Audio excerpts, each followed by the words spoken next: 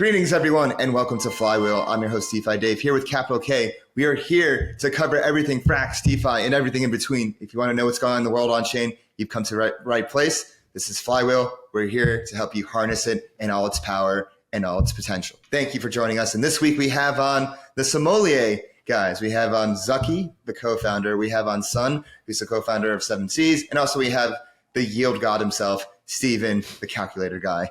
Like, holy shit, what an episode. We really got into everything in terms of their new Fraximal strategy, as well as everything Cosmos. We really got the full picture here. Kid, thoughts? You know what I always say, 2 words, notepad, pencil. You got to get after this on this one. Especially whenever the calculator guy talks, you write down whatever he says, because the way he thinks about things is good. Yeah, that guy is thorough. Everybody's thorough. Yeah, and Zaki had a bunch of OG stories from back in the day. Yes. War stories. War stories. And Sun really got into it, like telling us about like what is special about Fraxmo, and it's really a Fraxlend optimizer, the first one to be built in the Frax ecosystem. I think there's such great additions to contribute to Frax, and I'm happy that they're on board and now they're members of the community. Definitely. And if you want to keep up with everything Frax and everything in this community, make sure you hit that bell button, subscribe, leave us a comment, let us know what you think, give us a like. Make sure you follow us on Twitter at Flywheel DeFi. Join our Telegram group to talk about whatever at Flywheel DeFi. You can follow me on Twitter at DeFiDay22. You can follow me at 0xcapital_K. And let's get the flywheel spinning.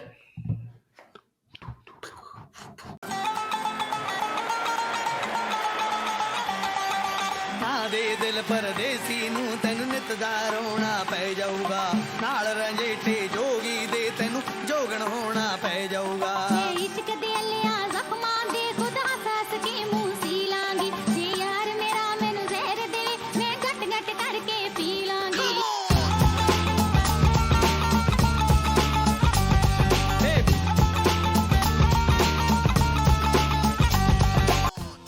Do you hold ETH but don't know what to do with it? Want to earn those juicy liquid staking derivative yields but don't know where to start? Well, FrxETH is there for you. FrxETH is Frax's native LSD solution, allowing you to earn boosted yields in multiple ways on your ETH. If you want to get started, go to app.frax.finance and turn your ETH into FrxETH today. GM everyone, welcome back to Flywheel. I'm your host DeFi Dave, here with Capital K, and this time around we have on 3 awesome guests that are working on some awesome things in the Frax ecosystem. We're really excited to have them on to showcase what they've been building for Frax, and also throughout all of DeFi.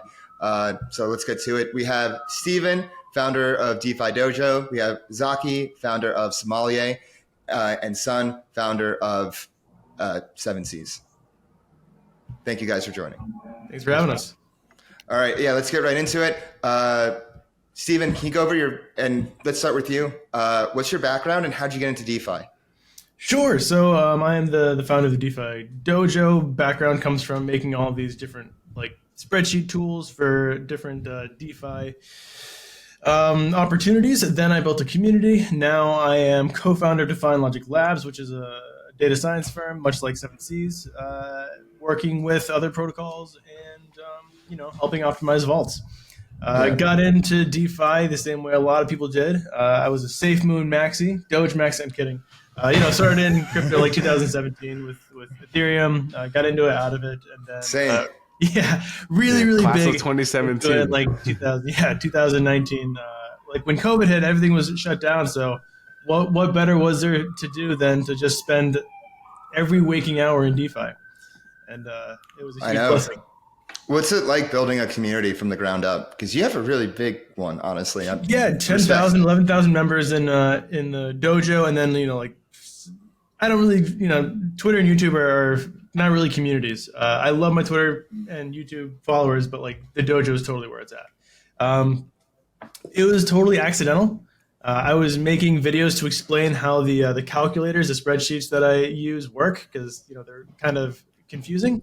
And people liked those videos, and I started just explaining other protocols, and it really sort of snowballed from there.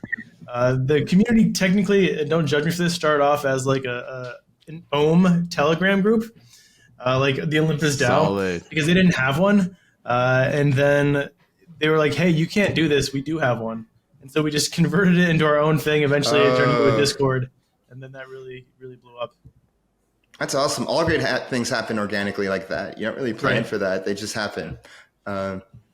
Zaki, by the way, huge fan. I loved your speech at ETH Denver in 2022 about regulation and having a narrative for them, by the way. So it's great to have you on. Let's get into it. Like, what's your background and how'd you get into DeFi? Yeah. Zaki, I've been in blockchain since like late 2013, early 2014, protocol builder, most well known for launching the Cosmos ecosystem. And then started working on Sommelier in 2020. I've loved DeFi since before it was called DeFi. I remember Martin Kopelman sitting in a hallway of DevCon 1 and explaining automated market makers to me and blowing my mind. What year was that? 2015. Wow, 2015 AMMs. Yeah. Uniswap didn't even come until 2016, I think. What? Uniswap wasn't even until 2016. Yeah. This is pre-Uniswap. Awesome. Yeah. I remember Hayden from back in the day. Yeah. So I don't know. I've been into DeFi since, to me, the reason to build blockchains is to have DeFi. That's to be the purpose of blockchains is to build open source, neutral digital markets infrastructure. And can you go into that more? Yeah, we don't want to derail completely, but it's in the future, I expect we will live in a world where either people or AIs or something are primarily going to be trading digital commodities. Right now, we have one digital commodity that is is a big part of the economy, ad impressions. But the market infrastructure is run by two companies, Google and Facebook. We're seeing more and more markets for compute and electricity and stuff like that spring up. But the biggest one is the ad impression market. It's run by two companies. They run the bidding algorithm. They provide most of the inventory. They run the auction platform. Google is being sued by the U.S. Justice Department for subtly manipulating auction outcomes over decades. And so if there any sort of positive non-monopolist outcome is going to happen for the economy, there's an opportunity to this is the one in 1,000-year lifetime opportunity to kind of lock the door open, build a bunch of amazing open source market infrastructure that the people of the future will use instead of proprietary platforms that are trivially subverted. Hell yeah. And we're here to make this future happen. We're here for all of us in our own way. All right, Son, now it's your turn. Give us your background and how you got into DeFi. Sure thing. It's hard to follow Zaki here, but interestingly enough, before I was in DeFi, I got in about 2021. I was a PhD student in machine learning, and I'd spent all this time doing research, from an academia perspective, and I thought, I should try something different. So I actually started, contributing to Somm, and eventually Zaki convinced me that, PhD maybe isn't the best thing to do with your time. And since then I've been in DeFi. And I think the thing that kind of kept me around was there's, number one, so much to build, right? There's a lot of low-hanging fruit. So it's intellectually interesting. There's a lot of opportunity. The thing that's really interesting about DeFi is it's it's kind of the Wild West, which is very exciting, but also dangerous. There's a lot of, opportunities in markets. There's a lot of opportunities in DeFi strategies. So it's been this fun ride since then. As everyone knows, since 2021, there's been a lot of progress in AI as well. So that's been kind of fun to watch from the sidelines. But yeah, it's been great. So far. There's definitely a pipeline of PhD dropouts to DeFi. Honestly, you're probably the fifth or sixth case I've heard of that. And you're right. It's just intellectually interesting. A lot of, it attracts people. You see your results in real time. So it's not surprising there. But yeah, let's get to it. So you all work on Sommelier. In your own words, can you describe what it is and how it works? I want other people Zaki, to your take son, the experts there. You want to take? Okay, I can give it a stab here. Okay, so you have this problem in DeFi. There's first of all, there's a bunch of different ways to look at what Sommelier is. This is just one perspective on what it is. But in DeFi, you have this challenge of increasing complexity in protocols, right? New financial primitives are coming out. There's new ways of interacting with protocols, and the trend has been towards more complexity, right? If you just take the DeFi staple app, which is Uniswap, you can see its evolution from V2. Now they've announced V4, and it's iteratively more complex, right? That complexity is good in the sense that you provide sophisticated actors with a lot of options for what they can do, right? New market making strategies, better liquidity, more capital efficiency. The challenge, though, is that these protocols are increasingly difficult to use, right? And so you're left with this situation where, just like traditional finance, your average user is in a position where, they don't necessarily know how to engage and they're kind of left on the sidelines. What Sommelier is at its core is an attempt to kind of capture all the benefits of DeFi, right? Which is transparency, self-custody, all these various benefits, and make that available, make complex, interesting financial strategies available to people through a single, simple interface. And in DeFi, we call this a vault, right? A vault is just a smart contract where you put in your funds and it does interesting things and you can see what it's doing, right? It's not taking hidden leverage. It's not doing crazy shit, but you can actually observe what's going on there. And so Sommelier is a platform for building state-of-the-art, the most sophisticated vaults possible in DeFi. And there's a whole, this whole infrastructure for how it does that, but that's kind of the high level. Yeah. Zaki, what about you? I'll take Was a little he bit of a Is he on different the, yeah, perspective, which is basically, okay, DeFi summer happens. I was actually in the salt mines shipping IBC, didn't really get to do that much participating. But it was just so amazing to see all of these projects that I had been following for many years, suddenly finding, users and the amount of excitement around them. But the energy very quickly shifted to basically see DeFi, right? Voyager, Celsius, all of this stuff. It was obvious to me what was going to happen, right? It was obvious that these platforms, to me, were going to run their users. It was just inevitable. It was that was the way these things have happened for many crypto, in every crypto cycle, and it was going to happen again. And so the idea of Sommelier was take a lot of the technology that I had been working on with Cosmos, Ethereum smart contracts. I was writing Ethereum smart contracts in 2015. I'm not just a Cosmos guy. I've contributed a lot to Ethereum in the early days, and at various points along the journey.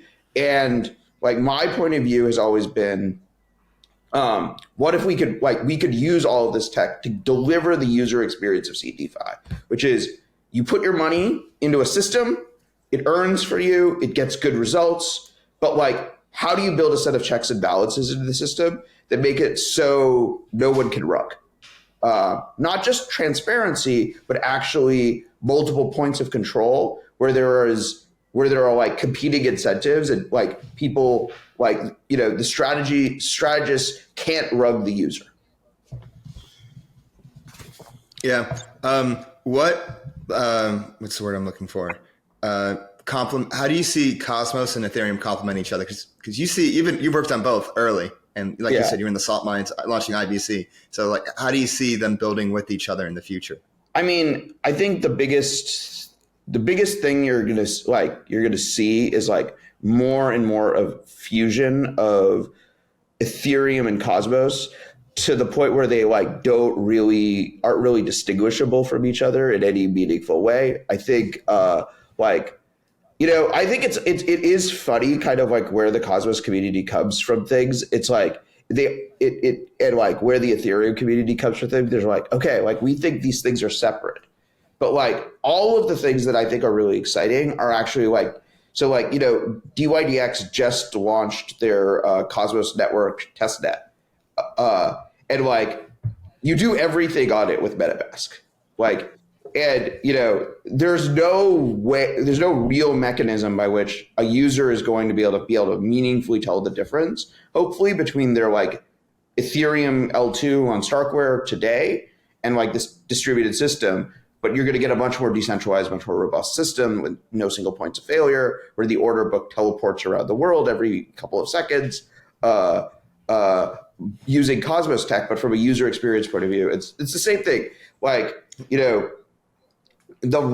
Sommelier is an engine for tapping into like real arbitrage opportunities, like sort of real value flows. And right now, those value flows exist at scale on Ethereum, and that's why we focused it on building like an Ethereum-centric user experience.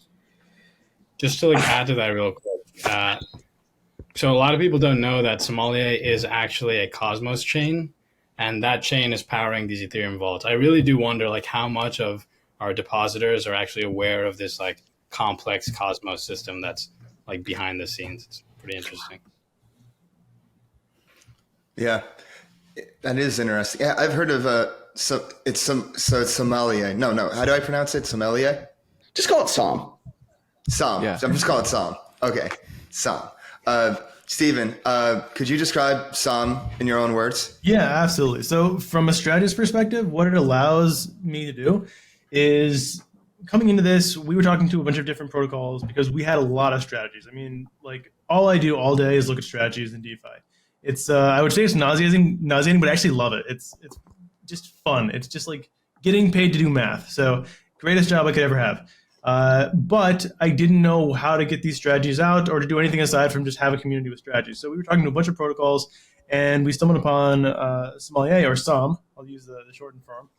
And they had everything. Like they had non-custodial. So like we could never touch the funds. We never wanted to. We just wanted to build strategies for different ecosystems.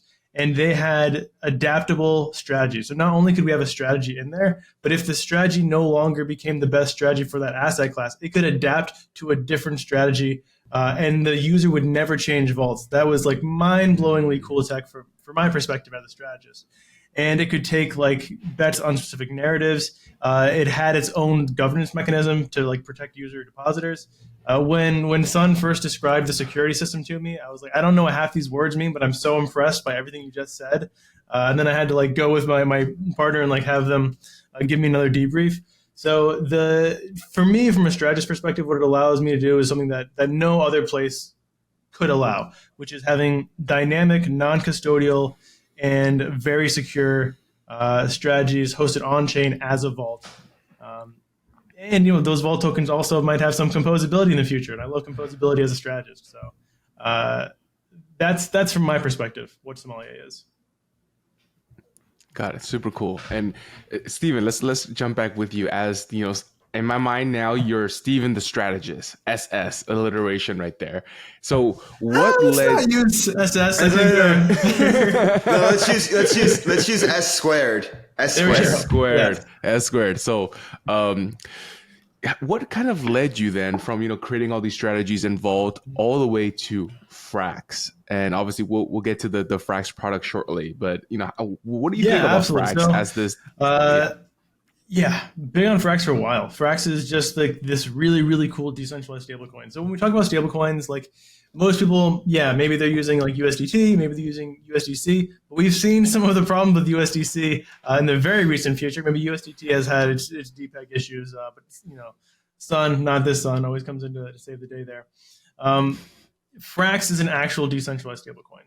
We need decentralized stablecoins in DeFi. Like this is non-negotiable. The whole ethos of decentralized finance relies upon this ability to use assets as an exchange of value, and stablecoins sort of represent the most fundamental exchange of value, which is like fiat currency. So Frax, the way in which it's held its peg throughout every major Black Swan event. I mean, you call it a Black Swan, but at this point, like if you go to the DeFi pond, it's mostly Black Swans with a few white swans here and there.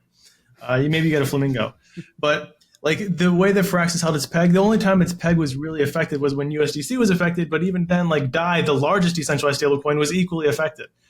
So like Frax certainly holds its own, and the ecosystem, like with FPI coming out, which is, you guys already, I mean, you know what it is because you're watching the Flywheel podcast, but then like Fraxlend, there are so many things within the Frax ecosystem that are like sirens for a strategist. So arbitrage opportunities, Fraxlend, FPI, looping, maybe I don't know who's saying that. But all of these different things are really inviting for a strategist perspective. I mean, the amount of yields you can get on staked FrxETH, I'm not going to name all the protocols because I don't want to give away my own alpha or, kill my own yield. But like, there's just so much to do within this particular ecosystem. So it was effectively an inevitability to be building in some way with Frax. When did you first notice the opportunity with Fraxlend? So this was the co-founder. We were just like genuinely using the protocol for Fraxlend. And what we noticed is that the lending yield for Frax was atypically high for a stablecoin yield. And then so we started tracking it. And we're tracking it like day over day over day. We see that I think it was Curve and FXS. They flipped from one being the best yielding Fraxlend pool to the other one being the best lending Frax yield pool. And then we saw Geom like sort of get close to taking the lead there. And so we thought, okay, well, this is not very optimized. We could optimize this with the infrastructure over at Sommelier. So after tracking it for a while and saying, yeah, there's definitely something here, we ran some metrics to see how much TVL it could absorb and thought, okay, there's definitely something here. How much TVL can it absorb? So in terms of TVL absorption, it looks like starting at, let's say, 3 million to 5 million, then it starts to really optimize the pools. So up until a certain number, like it's all going to be going into probably Curve at the moment. But after a certain number, which, I mean, we're already nearly at 700,000 deposited after only a few hours. So very reasonable we hit those targets within a few weeks. Then it'll start optimally depositing into the pools so that the maximal yield can be generated from them. So Sun's team at 7Cs has created this like beautiful off-chain mathematical system that tells us at different TVLs where the deposit should go to. And anyways, you asked for a number. We're looking at between like 7 to 11 million in total absorption power without completely decimating the yield. Got it. And let's jump to Sun real quick to talk about the math here. Like when you were crunching it, like was there a threshold you were saying like, hey, we won't put more than 50% of the TVL of the vault in one single pair, just to kind of like have some collateral diversity, or how were you thinking about that stuff? Yeah, so the optimization problem is like it's pretty straightforwardly, like it's straightforward to set this up, right? The one like philosophical question we've had, right, and this is like broader question for DeFi, is like what do DeFi users actually care about, right? Like, do they care about, like very, very conservative risk management, or do they care about yield, right? And if there's a trade-off there between like, a higher yielding product that takes on more risk and a lower yielding product, which is going to do better. And historically, it's been the higher yielding product, right? Like we've seen this. We have, firsthand evidence of this. And so at a base level, right, like the goal of this vault is to provide the best risk-adjusted returns on Fraxlend, right? Now, you can't just go balls to the wall here, right? Because it's like there are all kinds of other risks with just, let's say, we put everything into a single market, and let's say that market becomes illiquid, right? For whatever reason, we can get into the Curve situation, which is kind of interesting, but like there are controls here. So, okay, the first question is like, how do you optimize yield? Just pure yield. And that question becomes interesting when you have, like Stephen mentioned, a couple million TVL, because what actually happens is when you're allocating Frax to each market, you're changing the interest rate curve, right? You're moving along the interest rate curve. So to actually solve this optimization problem, which is, something that this is like the special sauce of the vault, you need to be able to forecast the impact of your TVL on each market, right? And then you can do some kind of, numerical optimization, however you want to do that, however you want to run this optimization to actually get the correct answer, which says, all right, I have 2 million Frax. Where do I put this to get the highest yield? And we have that. We have a solution to that. So that's kind of the engine that's running behind the scenes of this vault. There are additional considerations though, right? Like, what I just mentioned, there are liquidity constraints. If you put all of your assets into a single market, because there's the most borrow demand, you might not be able to withdraw, right? Like these are constraints. So another layer of kind of security here is that this vault actually maintains a reserve of assets that will always be liquid for people to withdraw from. So this is like the calculus that's going on, right? It's like we want to have the best yields, and there's an opportunity to get better yields than if you just passively pick a single market, because like Stephen mentioned, those yields are dynamic. They change which one's better, on any given day. But at the same time, right, you also want this additional layer of liquidity and of reserve. So that's like the, high level calculus that goes into this vault.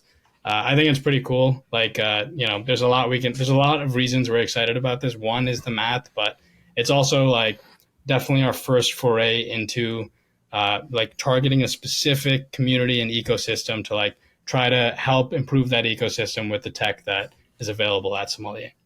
And there are also some additional things like in that mathematical consideration. I think we're talking about the CRV pool quite a bit here. If that pool becomes a liquid, what does that mean? It means that there's such a high utilization rate that there's not enough Frax available to take out, which means that on the curve, we're going to be way up on the yield curve. And as you guys know, with that curve, it's also time weighted. So as time goes on, the yield starts to increase exponentially.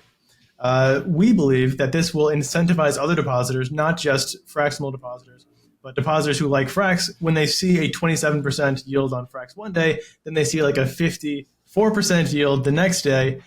We do think that the markets will start to balance out and be like intelligibly priced. So they're, if we only deposit in curve with no reserve, then there could be instances of illiquid withdrawals, which is why we do have that reserve in there.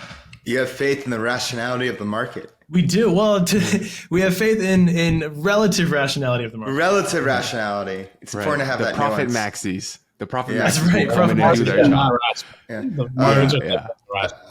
Actually, before we move on, I wanted to ask a bit about this reserve. Is it a target percent that you guys have in mind, or is it a constantly changing number based on user behavior? So this is a good question. Son, you want to get into it, or do you want me to get into it? You got it, Tim. Okay, so it's a bit of both. So we start off with a specific percentage because we believe that we can't necessarily predict what the depositor size is going to be. But once we have the depositor size, what we can do is we can look at the bonding mechanism and how long they're bonding for and say, okay, we know that this amount can't be unbonded until this date. So as long as the reserve is this size at this date, we know that we can meet all the possible and theoretical demand for withdrawal. So that's effectively the thesis that we're taking. Currently, I think we're at like 5% or something similar to that on the reserve. And then it becomes more dynamic after we have a feel for the market and once we can see who's bonding for how long and what the possible risks are later on in the life cycle of the vault. It's all about liquidity at the end of the day. That's right. Yeah. Understood. Yep. So a user could decide what are the bonding options? Is it only like a month long as the minimum, all the way up to like 4 years, like a VECRV style, or yeah? It's not years. This is a very different system. So the bonding, just to kind of explain what the bonding mechanism here is, there are currently some incentives for depositors to this vault. So when we say bonding, what you do is you deposit to this vault, right? You deposit your Frax, you receive your seller, we call our vaults Cellars. It's like a cute, distinguishing thing. I see what you did there. Yeah. Like a wine cellar. Anyway. Nice. We tried that for a while because they're, different than vaults. But anyway, you get your vault share token back, and then you go put that in a staking contract, which is emitting SOM incentives for you. So the actual bonding periods, I forget the specific ones on this. It's something on the order of up to 3 weeks, I believe. It might be less than that, maybe 2 or 3 weeks, but definitely not years. And typically, for all Sommelier vaults, there have been like liquidity mining incentives. for various reasons. This one, there's like a thesis behind why we're doing this, which is that, as Stephen has mentioned, when this vault hits like a certain threshold of TVL, it starts to really, there's like the most benefit to both depositors and the Fraxlend ecosystem, right? Because then it's really like the name of the game here is to allocate Frax to where it's needed most, right? This vault is acting like a kind of, like layer on top of Fraxlend to like boost capital efficiency.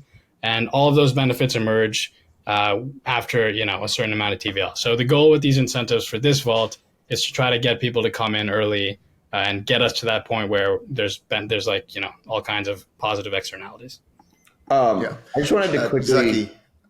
explain what the Somm token does. So the Somm token is the staking token of the layer 1 Sommelier app chain that is providing like a governance layer over this entire system. It has a very large portion of the token supply allocated to the community pool for various token incentives. And like essentially what the Sommelier community is doing is with this, we are essentially synergistically like deploying Sommelier tokens to sort of improve the Fraxlend ecosystem. The final piece that's somewhat unique about Sommelier is we are, as a Cosmos chain, and fixed supply Cosmos chain. So there's only 500 million Somm tokens. There's about 140 million in the community pool right now. The design of the system is that, so like as profits accrue, most of the profits go to the strategist, but there is a portion of the profits that are going to the protocol. The protocol auctions those profits off, the fee tokens off for Somm tokens. And over time, that gradually replaces the staking rewards. So eventually the staking rewards just becomes like self-sustaining from the... a flywheel. A flywheel indeed. Becomes self-sustaining. The model suggests it's about 300 to 500 million TVL. We're just about to hit 20 million. We got a ways to go. It's a bear market. I think Somm is like very unique in both the diversity of different roles it can play. It can have index strategies. It can have like yield generating strategies. It can just automate for protocols. There's like a lot of different synergies that like a lot of different like roles in the DeFi ecosystem that Somm can play. So anyways. Yeah. I was going to ask actually about governance in my next question. What is the process of getting a vault up on Somm? Like, there's like a forum post that goes to, discussion. Typically, we onboard, we work with, 7 Seas plays a big role in helping onboard strategists, new strategists right now. There's a sort of a governance process for every new strategy where, because one of the big things one of the unique things about the Sommelier protocol is every validator runs, in addition to just sort of the normal block building software, they run this process that we call steward, again with the wine theme. But what steward does is what it does is when a strategist wants to make a trade, essentially to move from one position to another, steward is out there providing an additional layer of protection that no other that no smart contract could provide. It can perform dynamic checks. It can simulate transactions. It can do a whole bunch of stuff that you could never do within a smart contract itself to check that a transaction is safe. And then also validators are kind of a fallback mechanism. Let's say, a strategist, a non-strategist disappears off the face of Earth. We can't get in touch with them. No idea what they do. Validators can step in, swap the position into something that's reasonably safe, stable coins or ETH or whatever is appropriate. And users can withdraw their funds safely. So this is it's a big part of this, the whole point of this system is it's the ultimate vision, the biggest, I've been doing this a long time. And I don't think I've ever had anyone lose money to a hack of a protocol that I've worked on. And the real goal is prioritization of user protection. I want to build infrastructure that like is open source and like will provide a foundation of like moving DeFi beyond this like glorified multi-sig era. Yes. With the tokens, so do token holders have final say in the protocol with everything? Yeah. Okay, so in theory, could there be a governance attack where, you know, somebody just accumulates a bunch of tokens and just decides to rug the vaults?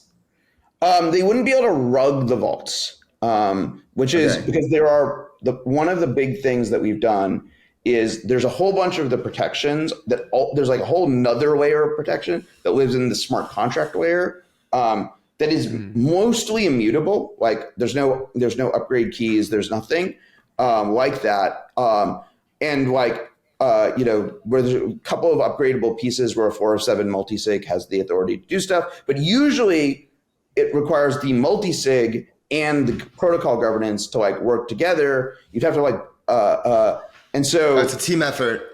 Yeah, there's like the whole, nothing is perfect, right? Like, and so like the whole idea is there's like a layer of protections that's essentially coming from Ethereum itself, that's secured by Ethereum, that like no matter what the validators do, they can't affect those.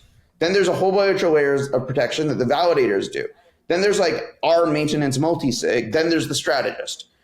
If like you basically have to like kind of like, if you really want to rug the protocol, you kind of have to like compromise everyone, ideally. Yeah. It's like the motto of Somm should be use protection, use Somm. It's pretty good. Yeah. Actually, I wanted to circle back a bit into the fees and revenue that Zaki mentioned earlier. And I see here it's about 20%, 16 to the strategist, and then 4 to the protocol. And ergo, that would start the whole some flywheel, right? Because this is like natural yield generating. Is that 20%, well, first, is it fixed at 20 or does it scale down as TVL grows like massively? And second, is it taken from the total APY, meaning both the Somm rewards itself and the native yield, or only on the real yield? So the fee number is a parameter that governance actually controls. When a strategist comes forward with a strategy idea, they go through this governance process, right? They have to, basically say, here's what the strategy is, like here are the assets and it's taking exposure to, here are the protocols it's using, and this is the fee split. And that has to be accepted by governance. There is flexibility to change that number in the future, but that's also a governance proposal. In fact, like some strategies have actually already changed fees. For example, like the major stablecoin strategy on Sommelier is called Real Yield USD. That's launched with a small management fee and no performance fee, and it eventually migrated to a pure performance fee. So it really varies, and it does require Somm token holders to kind of sign off. Just to like answer one of your other questions, it's only the fees are only on the real yield across the whole thing. So like, okay. I mean, people don't estimate the breakdown. People are in disbelief about 5% yield, real yield on stables, like 10-11% real yield on ETH. The numbers are there. There's really and all of the numbers that are on the UI that the user sees, those are net of fees. So that's after the fees are taken out. Oh, you should totally write that estimated net APY. Like I think that should totally be there as a bit, because I'm looking at the estimated APY here. It's like 6% real yield and about 30% rewards APY.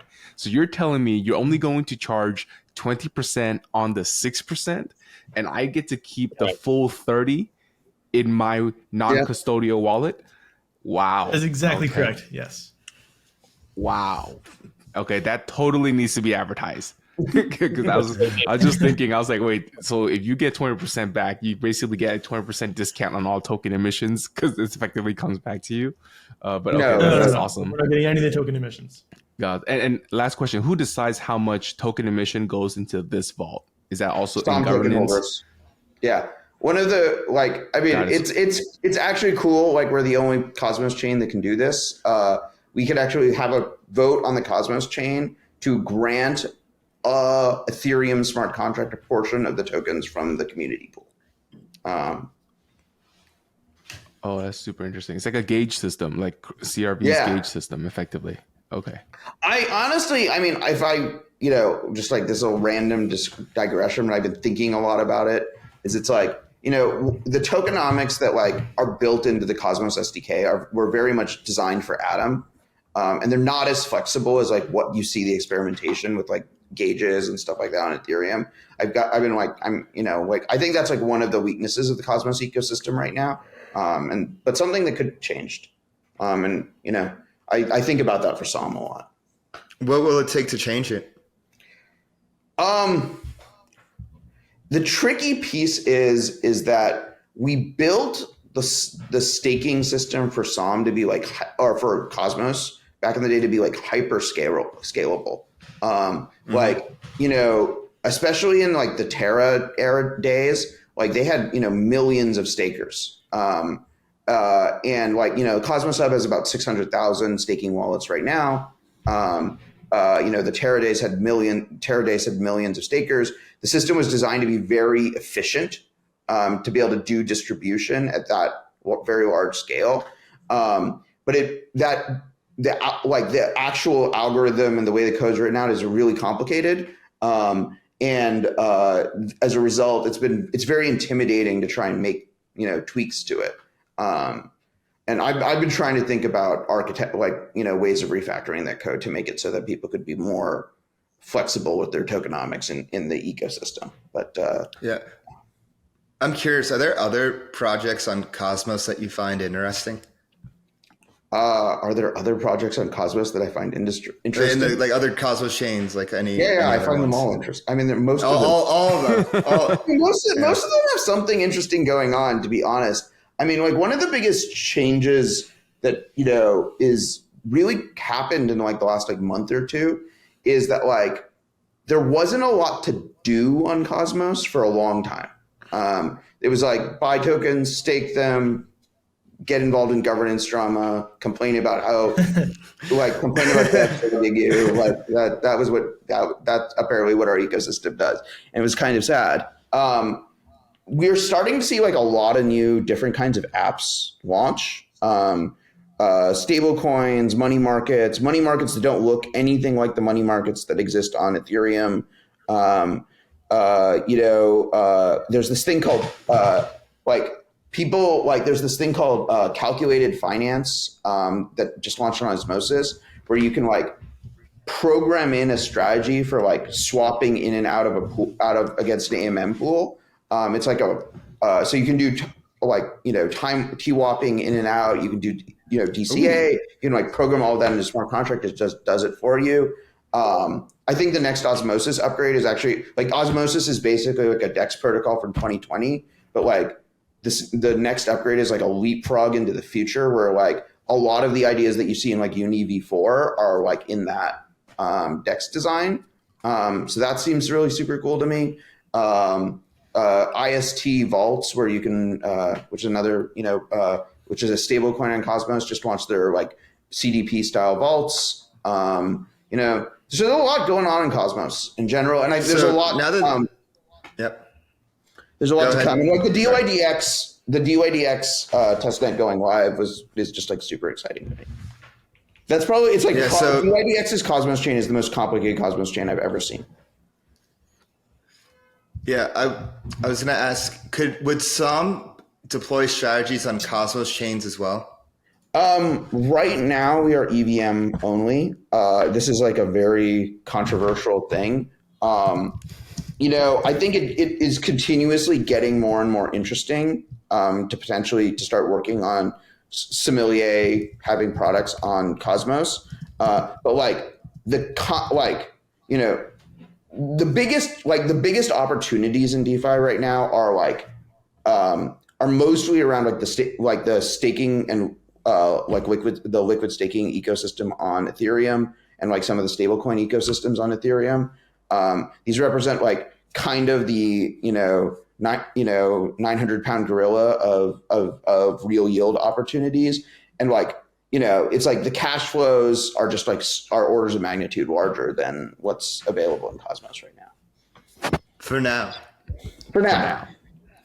We're not right. All right, let's take the conversation back to the vault for a second. My last one is regarding risk and how you guys kind of think about that. I'd love to hear from Stephen on the strategy side, and then obviously Sun with the numbers. Sure. So on the strategy side, there's a lot of things to happen. Depends on the strategy, right? So for like real yield ETH, we maintain a health factor of like 1.1, and now that was 1.1. This was before Aave did this crazy thing, but they did what they did, which is like hard code ST-ETH to ETH. I don't know if you guys are familiar with that. Yeah, so like one ST-ETH will always equal one ETH on Aave. So now our health factor isn't as much of a risk factor at all, because it's like immutable. You can't get liquidated for ST. So now we're like 1.06, which is literally still a massive DPEG away from any liquidation, which can't happen because they've hard coded ST to ETH. So like we monitor with off-chain analytics. We also monitor daily and frequently. Every rebalance, you can't rebalance the vault if it puts the health factor below a certain level. I think it's 1.05. So risk is managed from the strategy perspective, generally in terms of what the risk factors are. So with LSTs, you also have DPEG risks. So generally with DPEG plays, we like to participate in the upside. So with the CB-ETH play, we saw that it was DPEG was one of the very first plays in real yield ETH. And so we actually participated in a leverage long bet on CB3 pegging because we launched on the day of Shanghai Capella. So we thought, okay, you can redeem. This is going to be arbitraged. Let's take a leveraged long position on this and benefit from that arbitrage. And sure enough, that entire narrative played out just as we had expected. So the flip side of that is if there was some sort of black swan that did happen, we have the ability to exit specific parts of our positions and specific exposures very dynamically, very quickly. And what happened during the USDC DPEG and like how the stablecoin strategy managed that has just been was like a great example of like dynamically figuring out what our exposures were, and then as the situation evolved, looking at a profit opportunity and taking advantage. Yeah, just on that point of like navigating DPEG and like black swan events, that's been like really gratifying to see like the sommelier strategies operating at this point through multiple like kind of crazy events. We used to joke actually that like every time we launched a product, there was like a black swan event that directly affected that product. If you, I don't. Maybe you don't correlation doesn't equal causation. Yeah. God willing. And, God willing. Yeah, and there hasn't been like a huge calamity. Like Lido hasn't been hacked or something when we launched our ETH LSD product. So that's probably a good sign that our luck is changing. But just watching these like strategies perform in the wild and being able to dynamically react to DPEG events and these kind of crazy events is definitely like confirming of the thesis. So just a side note, but just on the point of like the risks of this particular strategy, again, like the only thing that this strategy is doing is allocating Frax to various Fraxlend markets, right? So it's inheriting a lot of the risk there. There's obviously also like smart contract risk in terms of like the Sommelier smart contracts. Again, these contracts have been, out in the wild for a while now. They've done, tens of millions in TVL. We have like amazing auditors that I think we're very fortunate to be working with. So there's that component. Same auditors as Frax. Yeah, actually. Yeah, that's true. Macro. Our auditors are macro. They've done some audits in the Frax ecosystem. A lot of the risks are similar. Now, there's this question of like, okay, this vault is chasing the highest yields, right? Like on Fraxlend. That's kind of the purpose of the vault with this additional constraint of like having liquidity available for withdrawals. In the event of like, let's say Michael Igorov doesn't want to, repay his Frax debt, right? That's like an interesting situation that is theoretically possible. It's hard to quantify these kind of risks, right? These are just kind of the risks that some of these like, risks that you get from using protocols like this. But that's stuff that we are considering, but it's very hard to model that out, right? And at face value, this vault's purpose is like you want to maximize your yield on Fraxlend, right? This is a way to do it where you don't have to do any work yourself. You deposit into the vault and it's doing like all of this work behind the scenes to give you that yield. Understood. And you mentioned that all these, when you launch a product, a black swan happens. Could you give me one case study and how, like, you know, what was the vault initially, and then how did the vault react to this black swan, and what was the result? I can only guess what this can be. Okay, so I mean, the first example was our first like proof of concept vault, which was actually kind of similar. It's kind of similar to this product in the sense that this was an Aave stablecoin yield optimizer. So this was way back in the day. This was before like the Terra collapse, right? And stablecoin yields on Aave were actually pretty juicy, and there were a bunch of like interesting stablecoins, and those yields were really dynamic. So like the proof of concept product was like, okay, you put your stablecoins into this vault, and it's going to pick the best stablecoin on Aave and go and lend that out, right? And then Terra collapsed, right? Like 2 weeks later. Yeah, and stablecoin yield compressed drastically, right? Like yields completely tanked. And not only did they tank, but the problem was no longer interesting because they were like, a lot of stablecoins died. There were like a couple that were, you know, the major ones that remained that people actually cared about didn't really vary in their yields. So that product was really just a proof of concept. That's like the very first example. You know, we could get more into. And then I think probably a better example was the USDC DPEG, which you know, we launched the real yield USD in January. When was, I don't remember when the DPEG was, like March, I think. Yeah, like March. February, March. What is the real yield strategy? You guys are making me nervous. You guys are making me nervous. PTSD. ETH has been fine. Like, we didn't break That's ETH. true. That's true. You're right. Yeah. That's true. Everything worked. As We planned. also Break the curse. we also kind of dodged a bullet with Euler, actually. Oh, okay. Yeah. You- So you we, got- okay, yeah. go ahead. Yeah, we were developing an Euler strategy, and we just like got delayed for whatever reason with launching it and actually getting it out there. So we're delayed by a couple of weeks, and then that hack happened, and we just happened to have not launched an Euler strategy.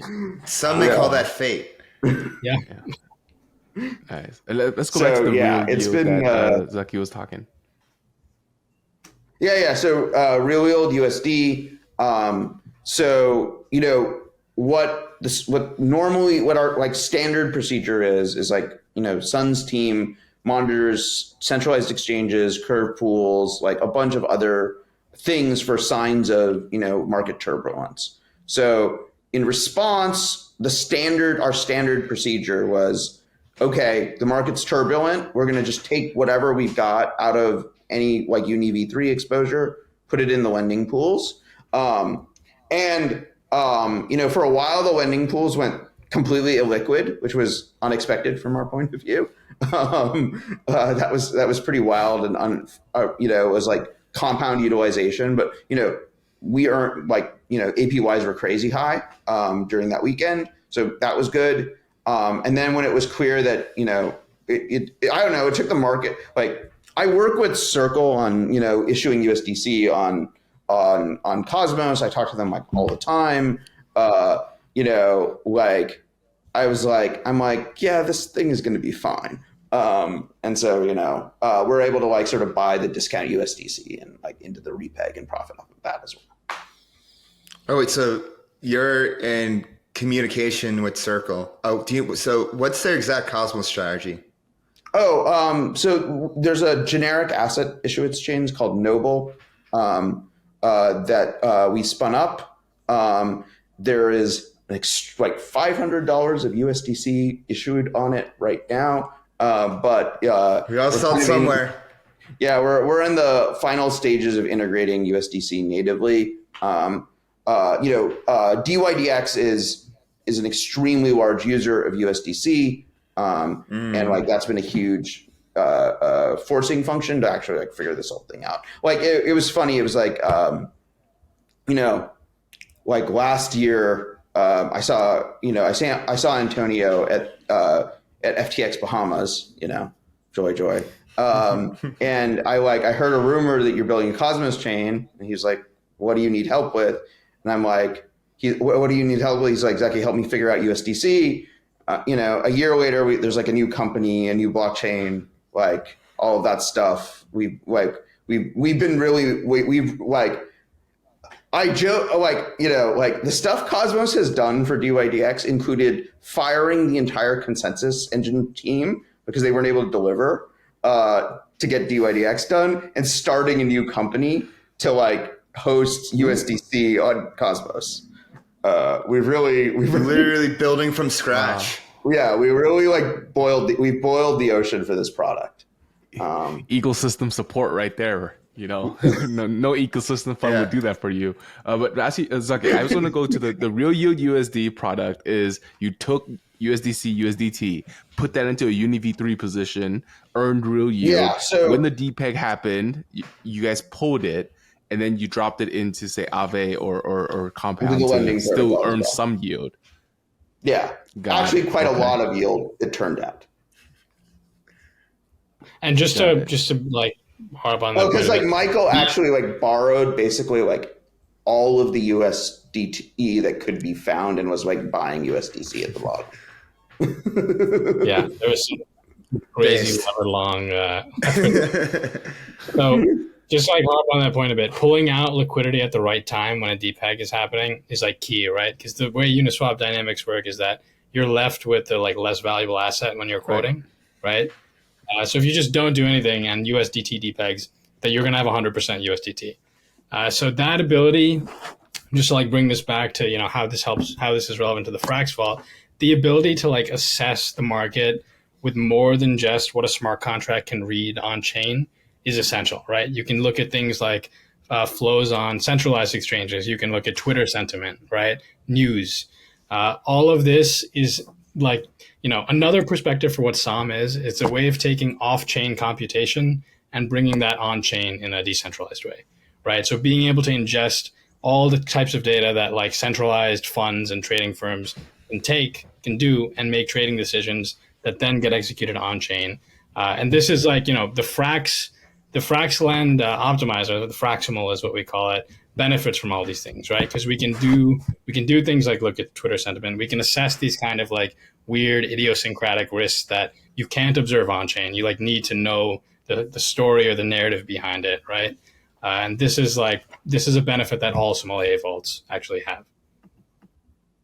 So Fraximal, which is the Fraxlend optimizer, that's basically the V1. Are there other yield opportunities in the Frax ecosystem that you're seeking to build in the future? Yeah, certainly. So from a strategist perspective, like one of the ones that we're looking at is kind of in tandem with what we're launching next week. So next week we're launching Real Yield BTC. So this is going to aim to get a very competitive yield on BTC. If you know anything about getting yield on BTC on mainnet, it's notoriously difficult, incredibly difficult actually. So we are going to be doing like a leveraged stake position on Morpho as the underlying yield from like wrap staked ETH, but BTC being the initial collateral.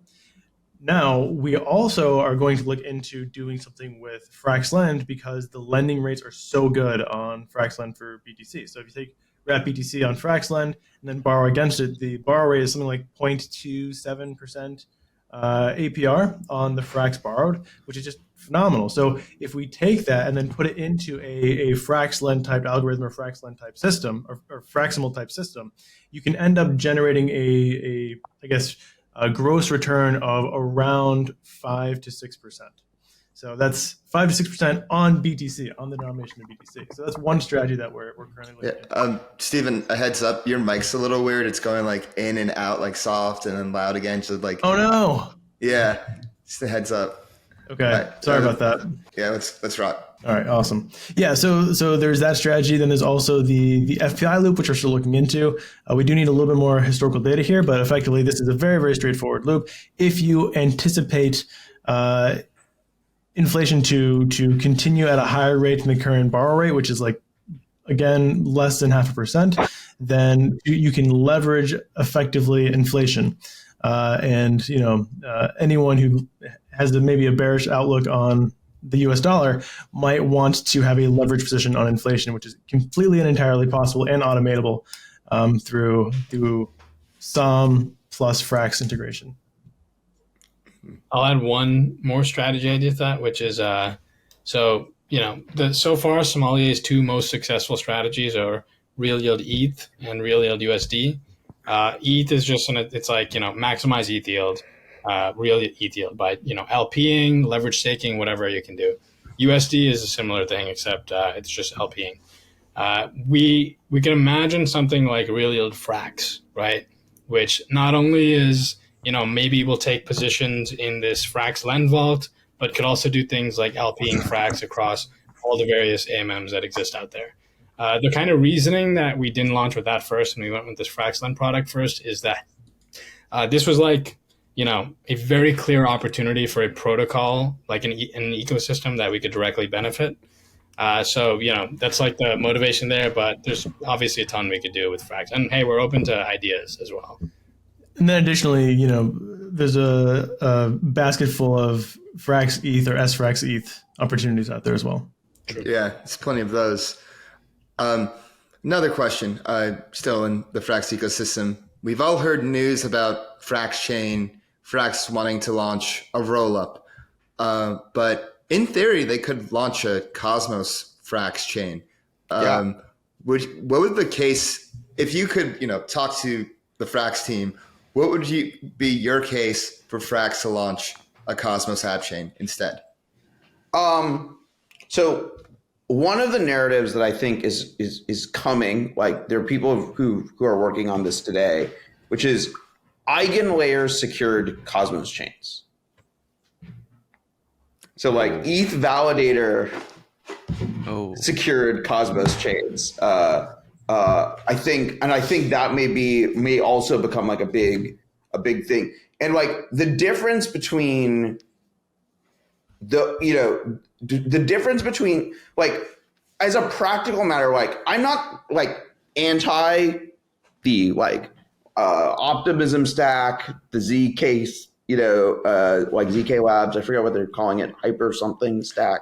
There's like, Arbitrum Orbit and then Optimism Orbit, Bedrock. Hyperchain, Upstack, like I'm not trying to like shit on any of these things, and a lot of like the Polygon ZK EVM stuff. It's all like amazing technology, but like we have a consensus algorithm that has been running and managing billions of dollars. Very few systems in terms of their, like we have a standardized bridging protocol. And one of the advantages of having a standardized bridging protocol is you can actually like build and extend the abstraction in like a coherent way rather than, and so like, we're getting more and more close in the Cosmos ecosystem to like, so you don't have to like, what we really want, for instance, is like when you want to like move your USDC to DYDX chain, we just want you to put your DYDX chain address into Coinbase and get your USDC there. And like, we can have systems that take care of all of the like IBC packets moving around. Can't do that with like less well-specified bridging protocols. So these are the advantages in my mind of building on top of the Cosmos ecosystem is the maturity of the software, the like extensibility of the software. We have this really cool thing called ABCI++, which is like what the DYDX team is using for their chain, for their order book. So like we have a lot of like really cool tech that I think will eventually show up in like the roll app world, but it's practically years. Roll app. I like that word. I do like that. I like that word too. Yeah. So that's interesting. You said eigenlayer security for Cosmos app chains. Yeah. It's like such a slight nuance from, you have like a roll up with sequencers and you have, eigenlayer for rollups, but like eigenlayer for app chains. I mean, I want to hone in. Yeah. All I'll just say is like, I very much like, there's like the John Charb rollups aren't real. Blog post, which, I've been talking to John about this for a long time, which is like, it's all just chains and bridges.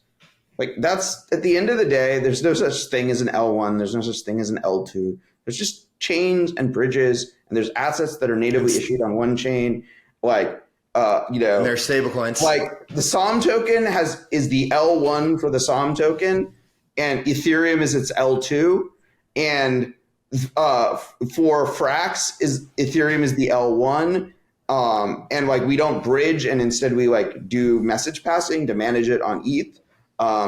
But like, you know, at the end of the day, just bridges and chains. Yeah, it's all chutes and ladders, exactly. So when communicating between ETH and Cosmos for Som, how does that work? Like, what do you guys use? Did you guys build like a message? We started this journey a long time ago when 2 years ago when the infrastructure for Ethereum, Cosmos, interop was much less mature than it is today. So we have our own version. We have like our own bridge software that's a fork of that's like the same code base as what one of the big Cosmos bridges, which has like managed like a few $100 million in TVL called Gravity Bridge. So we have our own version of that. And then we've been integrating Axelar for a while, and we're gonna have Axelar powered strategies soon. Do you guys use Hyperlane at all? I only ask because I got this like nice Hyperlane shirt. I'm a co-founder of Hyperlane. Oh, you're a co-founder. Oh, I should have known that. Yeah, no. Oh, yeah. So there you go. I am everywhere. Basically use. I have all things. You're everywhere. Wow, you're like a more advanced version of me. You're truly everywhere. You're truly behind everything, and you've been doing it for a decade. Mad respect. Any like takeaways and lessons from your crypto journey from 2013 till now? I don't know, man. I've like the same. I've seen some shit. I've seen some shit. I've seen some shit. Yeah. Are there roll-ups in the room with us right now? But yeah, do you notice the same just mistakes just repeating every cycle? Like whether it's, you know, the main character or demigods just rising up and then falling. Honestly though, I like didn't see FTX coming. Like, oh, you didn't see FTX coming. I can't believe that 2013 cycle, we got rugged by the centralized exchange. It was awful, hilarious, incompetence all around. Then we did the whole 2017, 2018 cycle and never really got rugged by any of the major exchanges. And then I can't believe that we did this, we got rugged by the second largest exchange in 2022. I know. Yeah, it seems like it skipped a cycle, so hopefully the next cycle it just does or just stops happening altogether. Yeah. Since you've been around, how would you compare the Ethereum community to the Cosmos community? Are they similar? How are they different?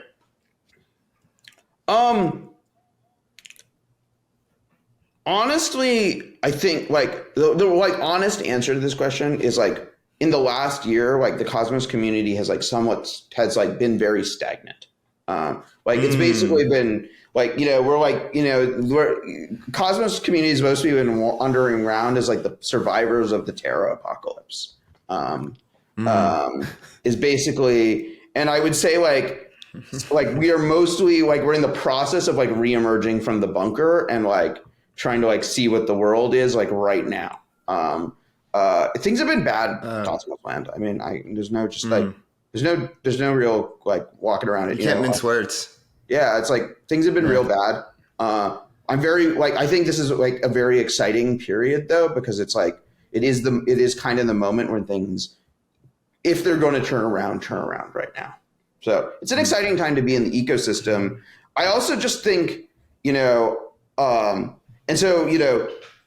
the Ethereum ecosystem has had a lot more fun in the last year. Arbitrum LSD, Arbitrum that was fun.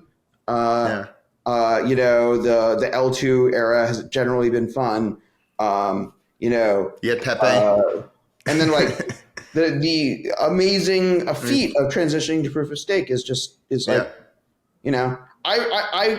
first time I talked to Vitalik about proof of stake was 2014, 2015. Yeah. It seems as if Terra was basically Cosmos's DAO moment when the DAO collapsed and you had the fallout from that for however long. You just had all these survivors. You were there. Would you make that comparison for the DAO hack? And there are parallels. What are the parallels? I mean, what's different? I think, I was sitting there watching the order book and we used to run it for a while. Like I ran a Terra validator. I was very familiar with how their code worked. And I knew what would happen if UST depegged. And I talked to Kanav and Novogratz like recently at the time about UST and was feeling pretty confident that it would be fine. And then watching the depeg happen and then the death spiral and then helping the validators shut down the chain and turn off the Oracle. And I was doing all of that. So it was very similar to because the crazy, people don't remember this, but what happened with the DAO hack is the DAO got drained, but then it got drained into this other contract where there was a 2-week window to do something. And so there's this ticking clock of the community had to figure out what they were going to do before that, this 2-week pause that was implemented in the contract where the funds were drained out of the main contract, but sitting in this other contract where they had to figure out what the hell to do. And I remember I was sharing a co-working space with a bunch of Ethereum core devs in California, and sitting in the core dev meeting, listening to the core dev meetings, while they had 2 weeks to try and figure out what to do. Terra collapse was so fast, it was hours. It was days. It was a crazy night where it was from what do we do to, the economic security of this chain is dropping like a rock. What are the contagion effects? All of this stuff. It was just you had to make all of these decisions really fast. Yeah. So with the DAO, you had a 2-week span. I was okay, we don't have a lot of time, but we can do something. And it was 2 weeks to think about what to do. To think which about was real lucky. If the DAO hack had happened and the attacker had been able to immediately exit into an exchange, I think it would have been a completely different story. Yeah, but those what ifs. But with Terra, it was just a few days. Kit, you can go ahead. Yeah, I just wanted to now since we started at the end of Terra, I want to go rewind. How did Terra get started? It sounds like, did you have kind of a hand in helping Doe set up the validator and kind of get Terra going? And what was when Terra hit the inflection point?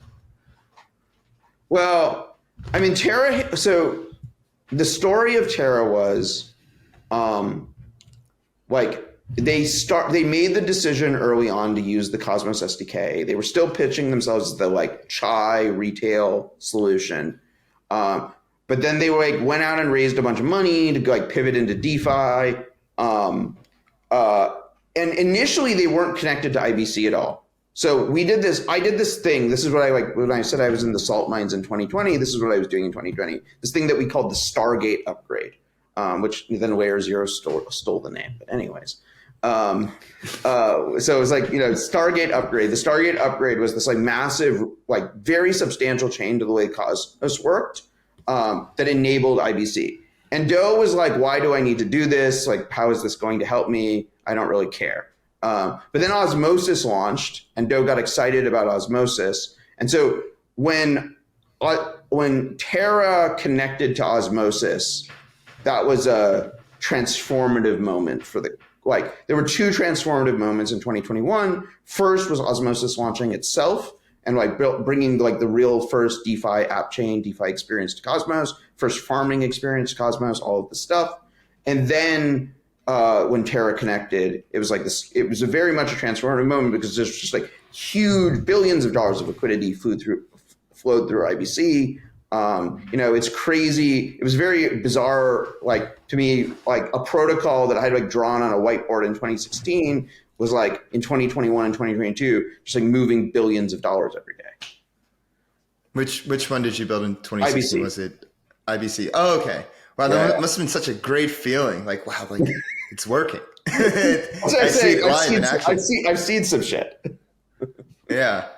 And so basically now it's been, what we've seen with IBC, it's been battle tested. It can handle billions of dollars going through it. Yeah. So it's just a matter of, it's been a year. It's you have the survivors. They're still dazed, walking around.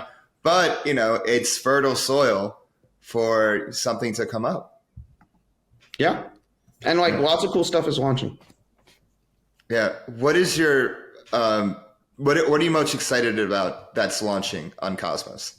So I mentioned DYDX. I'm really excited. Yeah. I'm excited about Verachain. I'm excited about Celestia. But yes, Verachain. I have bags in pretty much all of these things, so just conflict disclosures. Yeah. Oh yeah, MVP told me to say hi to you. We just spoke to him right before this call. MVP. Oh, you did? Yeah. I love MVP. Yeah, tell him I say what up. I was just with all the Verachain guys in Waterloo. We all had an event together. Yeah. Yeah. Stephen and Son, what are your favorite, up and coming projects on Cosmos? IBC stuff, yeah. So the yields over there are actually really interesting and I think undervalued. One of the things that they're like dramatically missing is leverage stake looping. So this is like a massive market on Ethereum and in EVMs. So you see like your Instadat products, your Oasis products are like, it's called Summer now, SummerFi. Your Gearbox products. Go ahead. Is Apollo DAO doing the leverage looping? So Apollo DAO just like the quick answer is I don't know. I know they have leveraged LPing on Mars, and so like that's the extent of my familiarity with Apollo DAO's revamp. So I remember with them back in the Terra days, and then they recently launched in tandem with like Mars to have leverage LPing. I don't know if they're doing leverage LPing.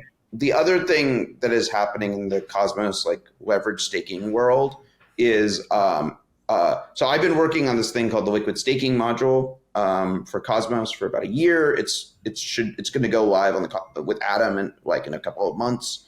I don't really work on it that much anymore. Mostly the liquid staking teams have taken it over, but I wrote a lot of the code. I did a lot of the original design. Basically it allows you to like convert staked Atom to liquid staked Atom without waiting 21 days to unbond. And so right now there's like less than 1% of the Atom that's out there is liquid staked. So it like really deprives the DeFi ecosystem in IBC of like any liquidity. But it also allows the Cosmos Hub to like sort of regulate liquid staking, where like it can set like a limit of like how much stake it wants to be liquid staked. Like, so it's a little bit different. So like, I think the launch parameters are 25% liquid staked, up to 25% of the Atom can be liquid staked. Oh, so this will be the Atom pegged stablecoin. Well, so yeah, I mean, Inter is a CDP style Atom backed stablecoin, and that the vaults just launched like last week. Son, what about you? Yeah, I think I'm most excited about like the AMM, like market making order book, and like MEV capture space. I think like a lesson that we learned early on actually in the Sommelier ecosystem, but now a lot of people know is that it is virtually impossible to be profitable when you're market making purely on chain, right? Like the data says that 99% of like Uniswap LPs, for example, are losing money, right? They would have been better off just holding. And like there's a lot of like theoretical reasons that that's the case, but with the app chain world, you have way more flexibility, right, in how you can actually like tailor these protocols to solve this issue. So like, Osmosis is doing interesting stuff, like Zaki mentioned. Obviously, everyone's excited for DYDX. So that's pretty cool. And interesting fun fact is that Sommelier way back in the day was originally a protocol for optimizing Uniswap v3 liquidity. V2. Oh, V2. Well, yeah, it was V2 and then V3. And then we like realized eventually that like nothing on V3 would make money. And then like eventually found things that would make money. Yeah. So interesting. The hero's journey. Yeah. Oh yeah. That was an interesting time because it's hilarious how long it took people to realize, right? That like there's this system with billions of dollars that everyone's just losing money on. And it's really had good branding. Yeah, nice for launch. Sure. Still do, right? Yeah. Mm-hmm. Speaking of making money, I want to ask you guys about alpha and yields, and then we'll wrap up. So, we're near the end of the interview. If you made it this far, you've earned this. Stephen, let's start with you. What is some alpha that you would feel comfortable with sharing with the Flywheel audience? Sure. Yeah. So I love yields. They're very exciting. Some of the best yields out there are arbitrage yields. Mm-hmm. So effectively, there are many derivatives of a lot of great assets. And if you're willing to do the due diligence on these derivatives, sometimes you can find them when they're slightly under peg. And if they have redemption models, fantastic. You can sort of estimate your redemption or your arbitrage. If they don't, they can be a little more confusing. So I want to talk about some of the ones that are a little bit more confusing. Like we have right now CRETH2. So if you've been around me long enough, you've probably heard about CRETH2. This is like Cream's ETH. Cream is now giving all of their CRETH2 to Manifold. And that's going to be like an MEV plus liquid staking yield wrapped token. And they've already put it into like the Manifold Cream multi-sig. They deployed their first 32 ETH into their validator, and things are getting rolling. So that's pretty exciting. The CRE, when we first entered this position, it was like 20% under peg. I think my cram was going to die. And like now it's only 8% under peg. So it's still 8% meat on the bone there. And this is like probably in a time horizon of maybe 1 to 3 months. So 8% denominated in ETH over 3 months. That's a great arbitrage play in my opinion. There's also Geth, not girly ETH, but like Garda ETH. This was this random ETH derivative we found a few days ago. And the way they have the redemption mechanism is ridiculous. So basically you have to like go KYC through this weird exchange. And then every 2 days, they free up like 13 ETH space to redeem. So it's like 2% under, or I think like 4% under peg now. So 4%, you can just like go and buy it on UniV3, take it over to this weird exchange. And then every few days, like up to 13 ETH, just redeem it for like a 3 to 4% arbitrage. Or like I'm in the UniV3 pool right now. The UniV3 Geth Weth pool is 425% APR. And it's so close to peg. This is just, it's like a 1% fee tier. So it's really fun to be in. That's just like yield. I mean, you know, you have like your basic yields, like Pendle has 50% on StaffI ETH. Some people are scared of StaffI ETH. They don't know it's a Rocket Pool fork with like a massive Asian community following. So like I mostly follow ETH yields, but there's also like really, really crazy ones like Conto S or S Conto. This is the most ridiculous arbitrage mechanism that exists, I think, in DeFi. So what you have to do is you can buy Sconto, which is like 5% under peg.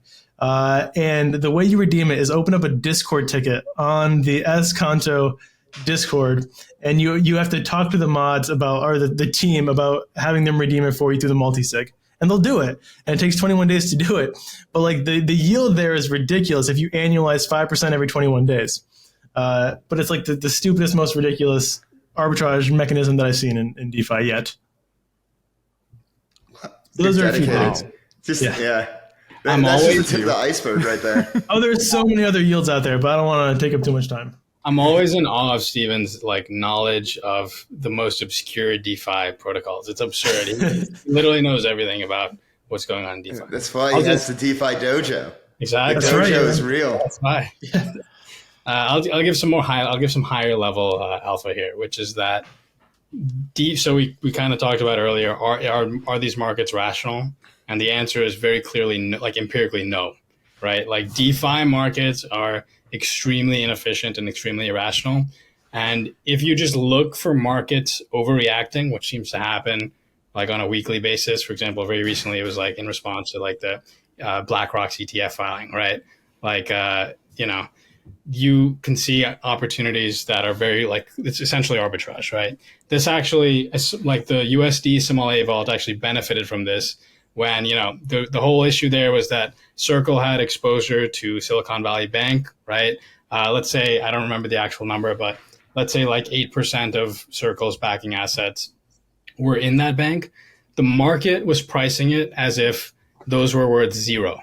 Right? Like all of the money just completely evaporated. So USDC was trading at like an 8% discount. Meanwhile, the probability of that is basically zero, right? Like you're getting something back. So these kind of events happen all the time. There is, this is one of the things that's great about DeFi is that there's huge opportunity. And yeah, that's, just some high level advice for how to seek like yield opportunities. Those are some mini alpha for the Real Yield ETH Vault. We just got Morpho adapters. So if you guys know, Morpho has like peer-to-peer lending, which means that the yield is going to go up on Real Yield ETH in the very, very near future. Yeah. The best yield in ETH denominated yield is about to become better. That's right. Zaki, do you have any alpha? Or are you still deep in the IVC or deep building? No, I mean, I am not as versed in the alpha stuff. I'm still like fundamentally like a protocol builder at heart. But like I will just agree that there are a lot of opportunities because of the like massive inefficiencies. Like one of the other like things that is happening though right now is like smart money. And like money is really risk off right now. Like that's the other thing, right? Is like in general, you like the money that's still on chain is very risk off, which has been a challenge for growing TVL for Somm. But like what it just means is that there are actually opportunities that would have been swallowed up by sophisticated like players in the past, the Jumps, the Symbolics, the Alamedas of the world are just like sitting there slowly being consumed rather than just being like eaten in one shot. Devoured. Yeah, like devoured. And that's, it's created a lot of opportunity for Somm. But I believe there are opportunities for Somm under all market conditions. You hear that, guys? There's opportunities out there, and you'll find them on Somm. Awesome. Anyways, we are nearing the end of this edition of Flywheel, and at the end of every episode, we like to do a lightning round. And in this lightning round, we're going to ask 3 questions, 9 total, so 3 each. Just like fun questions. Fast. So like just give us immediately what comes to mind when you ask this. And I'll kick things off quickly. Obviously, you guys are from Somm, so I got to ask, what is your favorite wine? Let's start with Sun. Oof. All right. My favorite, like wine you can drink weekly, it's not super expensive, but it's called Juggernaut. It has Juggernaut. It's a Cabernet Sauvignon. It has the sickest label I've seen on any wine. It's like this sick lion with like blood on its claws. Really great wine that you can have. It's not too expensive. You can have it on the regular. Cool. All right, Zaki. I love Cab Franc. But yeah, I don't know. I enjoy like all kinds of wines from all over the world. I'm also on like the hipster and natural wine journey too. So, cool. Stephan? Mad Dog 2020. It's the best wine out there. No, I'm not like a big drinker, so I have no good input here. That's why he's able to keep all of this DeFi stuff in his head. That's right. Impaired by all the alcohol. Yeah. He's drunk on yields and only yeah. And then high on token supply. High on tokens. And second question is, if you weren't in crypto, finance, or tech, what would your professional career be? Let's start with Zaki for this one. That's a hard one. Man, I've been in tech for so long.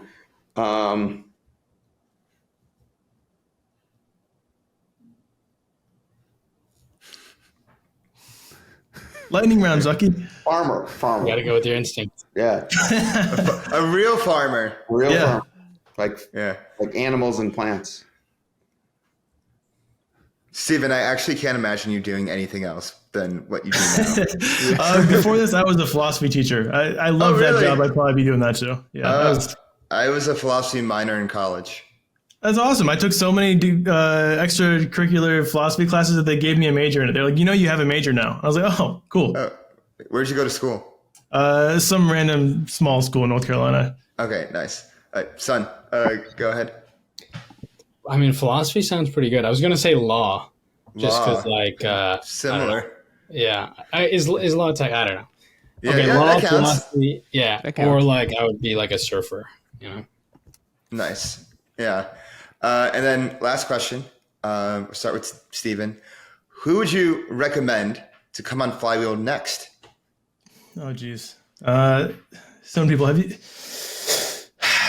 Who do I want to see? All the people I follow are just like degenerate JPEGs. I don't know if you'd want to have them on here. Like we have plenty of people on here. Have you guys had Caesar? Caesar's a really interesting guy. So Caesar Snack Sandwich. It's a ridiculous name, but he does great educational videos. He also does a lot of stuff behind the scenes building. So I think he's undervalued, underappreciated. person. Yeah. Also, Crypto Lynn, she's fun for alpha. Zaki? I mean, I don't really know this person at all, but like, I really enjoy the like Emperor Osmo Twitter person. He like tweets a lot about DeFi stuff and like osmosis stuff, but like general DeFi stuff. Yeah, there's like a lot of like DeFi threaders that like I follow a lot that I've never heard on podcasts. We love having the threaders on. We broke threaders. Yeah. So that's what we were known for early on. Yeah. Son, what about you? All right, this is like going to be a cute answer, but do you guys know D from Blockworks Research? David? He's like a he's a like player in the Sommelier ecosystem. Like he's kind of been around, but he actually has recently put up some like interesting like criticism of like Frax's strategy. I think it would be interesting to have someone from David like, is a wonderful I person. don't- Like we effort capital on Twitter. Yeah, I do Capital, remember. yeah. Effort I also capital. like don't pay attention to his non-Cosmos stuff, but like, yeah, he. Just to like I can't remember speak for this. his argument, right? But like his argument is like Frax is like doing everything, right? But the Frax team has not spent enough time to like dominate any single category, right? Like Frax is ubiquitous. That's one of the things we love about it, right? It's like there's the Frax ecosystem is sprawling. So I think it'd be interesting to have, some like someone an from opposing view. Yeah, Some exactly. spicy discussions. We love that. We Yeah. love that. He's- David's a really he's smart smart. guy. I can't say enough good things about We him. can do David versus David. Yes. But no, that's actually a really good one. But so we will see who we have on in the future. Everyone, thank you for joining us. This was a lot of fun, diving deep on Somm, diving deep on Cosmos, and more importantly, diving deep on the Fraximal Vault. Where can people find the vault, and where can people find you guys? App.sommelier.finance or sommelier.finance. ZMAN on MANIAN on Twitter, at and SOMM Finance on Twitter. Stephen, go ahead. Oh yeah, and then you can find me on Twitter. I'm the calculator guy, but like my tag is at PHTEVEN Stephen. Strong, it's Stephen with a PH, and you'll find me there. I'm also in the DeFi dojo. Links are all in the Twitter stuff, but would love to see you guys there. And Son? So I'm going to plug the 7Cs Twitter instead of my Twitter. You can find that at 7Cs_C. All right.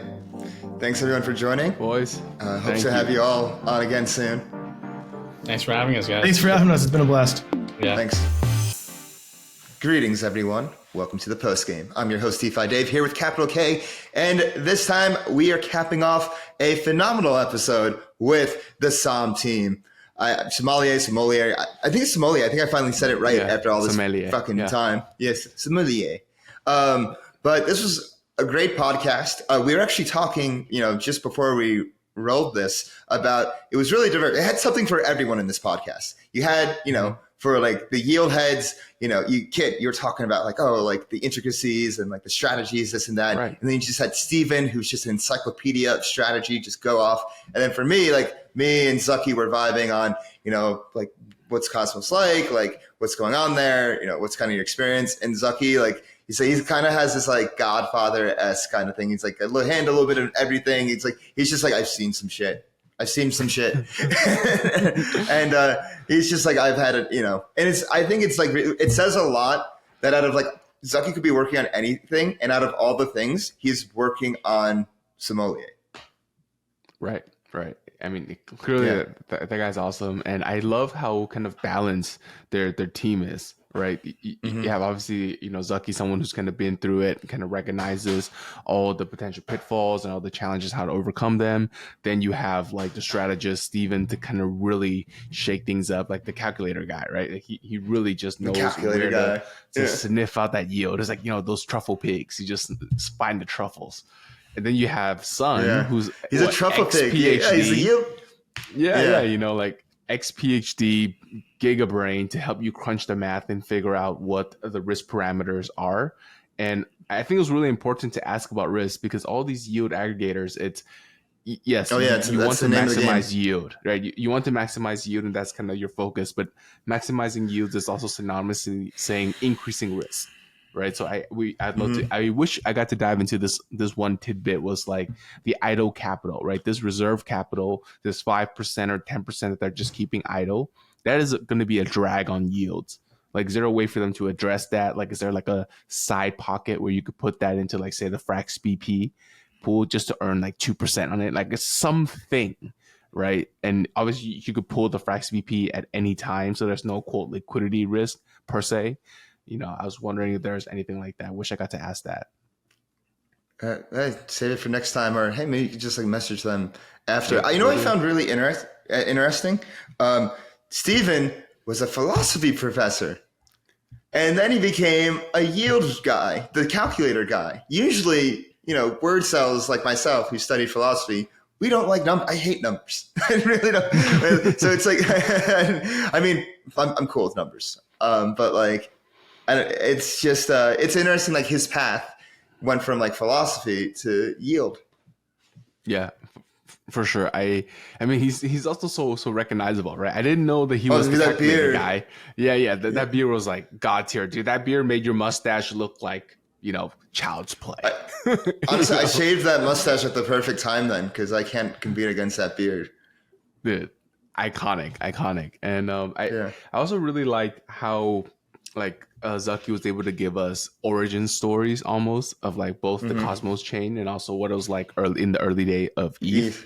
Like, I didn't realize there was that 2 week for the DAO hack. And could you imagine the stress like the core devs of ETH must have been in to like having this 2 weeks, like we got to figure this shit out. And like, you got to coordinate with the whole community.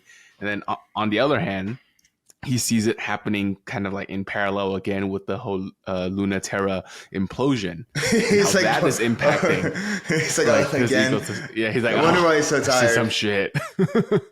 Yeah, I highly recommend anybody watching this to read The Infinite Machine by Camilla Russo that really dives into what happened with the DAO hack very well.